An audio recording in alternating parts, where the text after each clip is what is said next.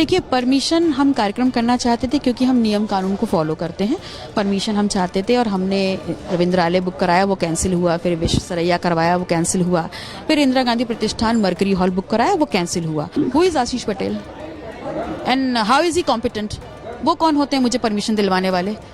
Permission दिलवाने वाले जो सरकारी अमला और जो प्रशासनिक अधिकारी हैं, सरकार है। मैंने उनसे आवेदन किया है, उन्होंने मेरी परमिशन कैंसिल की है। मुझे जवाब भी उनसे चाहिए, किसी की खैरात तो अभीक नहीं चाहिए। देखिए, हमें जो अधिकारी बता रहे हैं वो कह रहे हैं ऊपर से प्रेशर है। तो ऊपर से किसका प्रेशर है? देखिए, केशव मौर्य जी जो हैं अपनी हार को पचा नहीं पाए, लगातार मुझे परेशान करने का काम कर रहे हैं।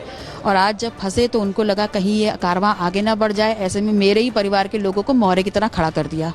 और मेरे परिवार के लोग जो मौर्य की तरह खड़े हुए हैं वो भारतीय जनता पार्टी के इतने गुलाम बन चुके हैं, सत्ता में बगल में बैठने के इतने आदी हो चुके हैं कि उनको अनैतिक और नैतिक दिख नहीं रहा है। उत्तर प्रदेश में बीजेपी सरकार ने जहां 100 दिन पूरे किए, उसके एजेंडे को जनता के सामने रखा जा रहा है, तो वहीं विपक्ष में कई ऐसी शख्सियतें थीं जिन्होंने इस चुनाव से लेकर के अभी तक के समय में कई तख्ते पलट किए। उनमें से एक थी पल्लवी पटेल। सिराथू विधानसभा से उत्तर प्रदेश के उप मुख्यमंत्री केशव प्रसाद मौर्य को हरा के न सिर्फ उन्होंने इस बात को जाहिर किया कि विपक्ष से एक बड़े चेहरे के तौर पर वो सियासत करेंगी, बल्कि अभी भी लगातार अपनी लड़ाई में जूझ रही है। हमारे साथ बात करने के लिए मौजूद हैं खुद पल्लवी पटेल। पल्लवी जी, स्वागत है आपका यूपी तक पे।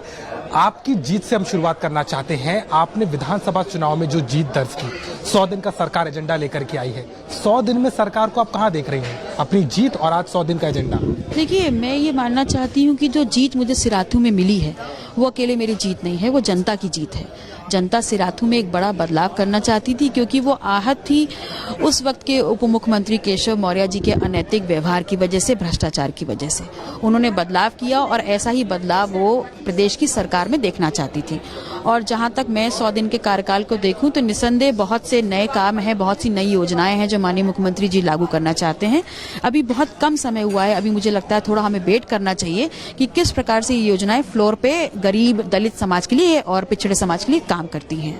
आपने देखा होगा, आप लगातार जब से विधायक बनी हैं, उस सदन में पहुंची हैं, सरकार ने 2-3 कामों को बहुत प्रमुखता से रखा। माफिया राज को कहा कि हम खत्म कर रहे हैं, बुलडोजर चल रहे हैं, दंगों के खिलाफ कार्रवाई हो रही है, राशन को हर गरीब तक पहुंचाया है। ये तमाम बातें आपको लगता है जमीन तक पहुंची हैं, या अगर नहीं तो आपको क्या समझ में आया इतने दिनों में, 100 दिनों में? देखिए, मुझे समझ में आता है कि अभी जो सबसे महत्वपूर्ण विषय होना चाहिए वो होना चाहिए कि हम लोगों की शिक्षा पे ध्यान दें और जो नौजवान हमारे डिग्री लेकर के सड़कों पे घूम रहे हैं उनको एक दिशा देने के लिए रोजगार पे काम करना चाहिए। मुझे लगता है सरकार अभी तक उस पे कोई कॉन्क्रीट स्टेप नहीं ले पाई है। तो मेरा सजेशन रहेगा कि अगर हम अच्छा काम करना चाहते हैं, सबका साथ सबका विकास करना चाहते हैं, तो सबसे पहले नौजवानों को रोजगार की तरफ डाइवर्ट करना चाहिए। आपको लगता है सबका साथ सबका विकास नैरेटिव जो दिया जाता है बीजेपी की तरफ से, वो आपने योगी सरकार के दूसरी पारी में 100 दिनों में देखा? कुछ आपको लगता है? देखिए, मैंने पहले भी कहा 100 दिन जो है अभी बहुत कम आंकलन है इस प्रदेश की 25 करोड़ जनता के हित में क्या हुआ है उसका आंकलन करने के लिए।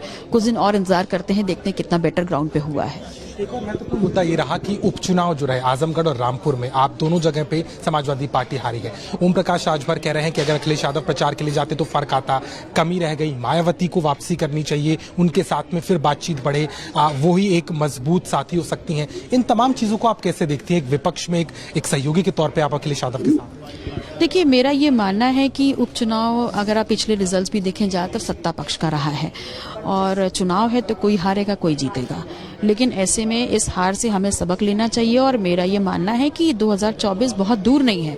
तो ऐसे में जनता के हित के मुद्दों को उठा करके हर विपक्षी पार्टी को सड़कों पर उतर करके अपना काम करना चाहिए। अखिलेश यादव ही होंगे विपक्ष के दावेदार, और अभी जिस तरीके के समीकरण बन रहे हैं, केशव देव मौर्य तो चले गए, आप तो हैं उनके साथ में, ओपी राजभर भी अभी भी आज भी खड़े हुए हैं, लेकिन जिस तरीके का विरोध आपके ही खेमे में लोग उनका कर रहे हैं, क्या एक पर्याय होंगे वो, और उस लड़ाई को आप कैसे पार पाएंगे? देखिए, मैं ऐसा मानती हूं कि विपक्ष की भूमिका में हर वो चेहरा मजबूती से उभरेगा जो जनता के हितों की लड़ाई लेकर के उतरेगा। और ऐसे में अगर अखिलेश जी उस टारगेट को पूरा कर पाते तो निसंदेह उनसे बेहतर विकल्प नहीं हो सकता। आपको लग रहा है वो उस टारगेट को पूरा कर पा रहे हैं? कमियां आपको लग रही हैं? क्योंकि लगातार चुनाव में तो वो हारे हैं, 4 बार ऐसे चुनाव पड़ चुके हैं उनके मुख्यमंत्री बनने के बाद, जो समाजवादी पार्टी आ रही है, गठबंधन आ रही है। देखिए, अभी तक तो मैं सिराथू की जीत के बाद केशव जे मौर्य जी जिस प्रकार से मेरे रास्ते में रोड़े अटका रहे हैं, मैं उसी का आंकलन करने का प्रयास कर रही हूँ कि भारतीय जनता पार्टी इस हार को कैसे ले रही है। तो मुझे नहीं लगता कि अभी मैंने अखिलेश जी के किसी भी स्टेप को बहुत कीनली ऑब्जर्व किया है, लेकिन मैं ये जरूर कहूंगी विपक्ष में होने के नाते कि सरकार में विपक्ष का होना, सरकार के सामने विपक्ष का होना बहुत अहम होता है, और विपक्ष जब तक मुद्दे नहीं उठाएगा उसकी जिम्मेदारी पूरी नहीं होती। एक मुद्दा और रहा, वो था आपका और आपकी बहन के साथ में लगातार बढ़ता विवाद।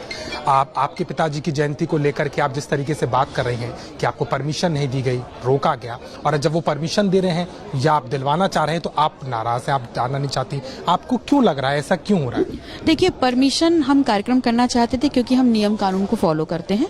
परमिशन हम चाहते थे और हमने रविंद्रालय बुक कराया, वो कैंसिल हुआ, फिर विश्व सरैया करवाया, वो कैंसिल हुआ, फिर इंदिरा गांधी प्रतिष्ठान मरकरी हॉल बुक कराया, वो कैंसिल हुआ।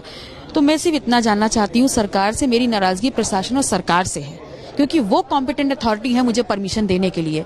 तो मैं उनसे जानना चाहती हूँ कि आधार बता दीजिए कहाँ कमी छूट गई, क्योंकि आप क्यों हुआ? क्या उनके इशारे पे हुआ, किसी दबाव में हुआ, या सरकार ही नहीं चाहती कि आप ये कार्यक्रम करें? देखिए, हमें जो अधिकारी बता रहे हैं वो कह रहे हैं ऊपर से प्रेशर है। तो ऊपर से किसका प्रेशर है? अगर माननीय मुख्यमंत्री जी का प्रेशर है, क्योंकि ये विभाग उनके अंतर्गत है, तो माननीय मुख्यमंत्री जी बता दें कि मेरा अपराध क्या है। और अगर उनका प्रेशर नहीं है तो फिर उनके विभाग में उनकी जानकारी के बगैर कौन आदेश दे रहा है सरकारी अधिकारियों को? इसका आंकलन करना चाहिए, मुझे इसका जवाब चाहिए। और मेरी समस्या जो है वो जयंती मनाना या नहीं मनाना नहीं है, ये है कि जब सब नियम कानून हमने पूरे किए तो आधार क्या है मेरी परमिशन कैंसिल करने का। और जो मुझे समझ में आ रहा है कि शायद सबसे बड़ा अपराध मेरा ये कि भारतीय जनता पार्टी के शीर्ष नेतृत्व को चुनाव में हराया, तो अब वो मेरे जो एक संवैधानिक अधिकार हैं कि मैं अपने पुरोधा की जयंती मनाने के लिए जगह का आवंटन करा के वहां हर्षोल्लास से मनाऊं, वो अधिकार भी मेरा छीनना चाहते हैं। लेकिन आशीष पटेल तो कह रहे हैं कि हम आपको जगह दे रहे हैं, आप रविंद्रालय में कार्यक्रम कर लीजिए। उन्होंने तो प्रशासन से भी कहा। Who is Ashish Patel and how is he competent? वो कौन होते हैं मुझे परमिशन दिलवाने वाले? परमिशन दिलवाने वाले जो सरकारी अमला और जो प्रशासनिक अधिकारी हैं, सरकार है, मैंने उनसे आवेदन किया है, उन्होंने मेरी परमिशन कैंसिल की है, मुझे जवाब भी उनसे चाहिए, किसी की खैरात तो भीख नहीं चाहिए। सरकार में तो मंत्री वो भी है ना, अगर आपके लिए पहल कर रहे हैं तो आप अगर कार्यक्रम करना चाह रही थी तो आप उसको स्वीकार भी करें। सरकार में मंत्री तो और भी हैं, तो ऐसे ही मुख्यमंत्री से तो मैं जवाब चाह रही हूँ, जिनका विभाग है मैं उस मंत्री से जवाब चाह रही हूँ। आपको लगता है कि आपके परिवार की जो राजनीति रही है, आपके परिवार का जो विवाद रहा है, उसका क्या फायदा उधर मिल रहा है? नुकसान आप झेल रही हैं या आपको भी फायदा मिल रहा है? देखिए, केशव मौर्य जी जो हैं अपनी हार को पचा नहीं पाए, लगातार मुझे परेशान करने का काम कर रहे हैं, और आज जब फंसे तो उनको लगा कहीं ये कारवां आगे ना बढ़ जाए। ऐसे में मेरे ही परिवार के लोगों को मौर्य की तरह खड़ा कर दिया, और मेरे परिवार के लोग जो मौर्य की तरह खड़े हुए हैं वो भारतीय जनता पार्टी के इतने गुलाम बन चुके हैं, सत्ता में बगल में बैठने के इतने आदी हो चुके हैं कि उनको अनैतिक और नैतिक दिख नहीं रहा है। केशव प्रसाद मौर्य को हराने का खामियाजा बताती हैं कि आप भुगत रहे इन सब चीजों के जरिए। आने वाले समय में चूंकि लोकसभा के चुनाव है, बीजेपी ने तो तैयारी कर दी है, हम देखेंगे पल्लवी पटेल क्या सिराथू में चुनौती देंगी? देखिए, मेरे साथ जो किया जा रहा है उसमें सिर्फ मैं ही भारतीय जनता पार्टी के शीर्ष नेतृत्व को हराने के लिए जिम्मेदार नहीं हूं, उनका अनैतिक और भ्रष्ट व्यवहार भी है, और वो पुनः उसी रास्ते पर चल रहे हैं। आगे की राह उनके लिए और कठिन होने वाली, ऐसी चेतावनी मैं दे रही हूँ। हर फ्रंट पे खड़ी रहेंगी, चाहे लोकसभा का चुनाव हो वहां भी? बिल्कुल खड़ी रहूंगी, बिल्कुल खड़ी रहूंगी। जब जब अनैतिकता आगे आएगी मैं सामने खड़ी मिलूंगी। और हम क्या उम्मीद कर सकते हैं? एक विधायक के तौर पे तो आप आ ही गई हैं सदन में, लेकिन आगे की राजनीति चूंकि गठबंधन को लेकर के लगातार प्रक्रिया शुरू भी हो गई है और बीजेपी तैयारी में है, आप देखती हैं आपकी पार्टी और आपका रोल 2024 के चुनाव को लेकर? देखिए, आज हम अगर सदन में हैं तो विचारधारा को लेकर के हैं, संघर्षों की लड़ाई को लेकर के हैं। इस विचारधारा को छोड़ करके या अपने सम्मान को छोड़ करके या लोगों के सम्मान से जुड़ी जो विचारधारा उसको छोड़ करके पल्लवी पटेल को कुछ नहीं चाहिए। आखिरी सवाल लूंगा, एक विधायक के तौर पर एक उप मुख्यमंत्री को हराने के बाद सदन में पहुंचने वाली पल्लवी पटेल सरकार के 100 दिन को कितना आकलन देंगे? कोई नंबर दे पाएंगे आप? मुझे ऐसा लगता है कि अभी शायद हमें थोड़ा और इंतजार करना चाहिए, उसके बाद मैं 10 के स्केल पे आपको प्रॉपर रेटिंग दे पाऊंगी। पल्लवी पटेल है, पूरी बेबाकी के साथ में अपनी बात रख रही हैं। इतिहास तो बनाया सिराथू से उप मुख्यमंत्री को हरा करके, लेकिन सीधे तौर पर कह रही है कि चाहे 100 दिन के एजेंडे पर सरकार को अभी और जरूरत है काम करने की, तो वहीं 2024 में लगातार चुनौती देंगी और हर फ्रंट पर खड़ी हुई दिखाई देंगी। इसका दावा पल्लवी पटेल कर रही है। डॉक्टर से कैमरामैन रोहित के साथ अभिषेक मिश्रा, यूपी तक।